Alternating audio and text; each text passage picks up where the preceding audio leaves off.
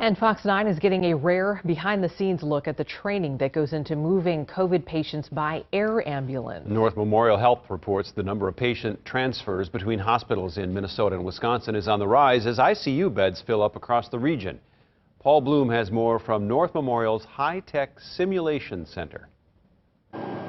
You are able to control the instruments the exact same as you would up in the aircraft. It was smooth flying aboard the North Memorial Health Flight Simulator as it took us up over the metro on Thursday. It truly does give you the visual sensation that you truly are flying. The state-of-the-art system putting crews in an actual air ambulance while a computer creates real-life conditions for those at the controls. Daytime, nighttime, bird strikes and other emergencies.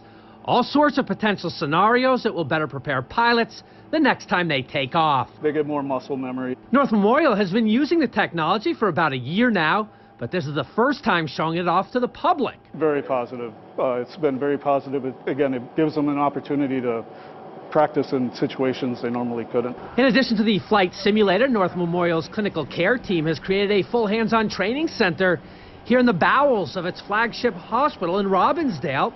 There's a ground ambulance and an intensive care emergency room where paramedic, EMT, and flight teams can practice every stage of an emergency patient transport, particularly critical during this time of COVID. To put yourself in a simulation, it causes that adrenaline to rise, and then you get used to it, you learn it, and it just makes it feel more real. So when you see it in real life, you've been there before. Clinical manager Billy Sell explained one thing North Memorial has learned during the pandemic is when transporting sick COVID patients between hospitals, it is best to fly them in a prone position on their stomachs to help with breathing. So they've implemented protocols and safety enhancements in flight to make that happen. If you can get them prone earlier, they have less chance of having to be intubated in their hospital stay.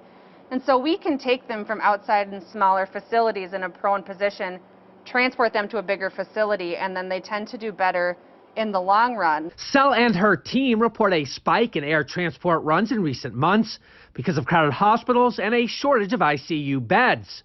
So far, North Memorial reports flying more than 400 known or presumed positive COVID patients across its 7 Minnesota and Wisconsin bases this year. It's kind of like a checkerboard, moving patients, trying to make room in one area to another until they get through their healing process. In Robbinsdale, Paul Bloom, Fox 9.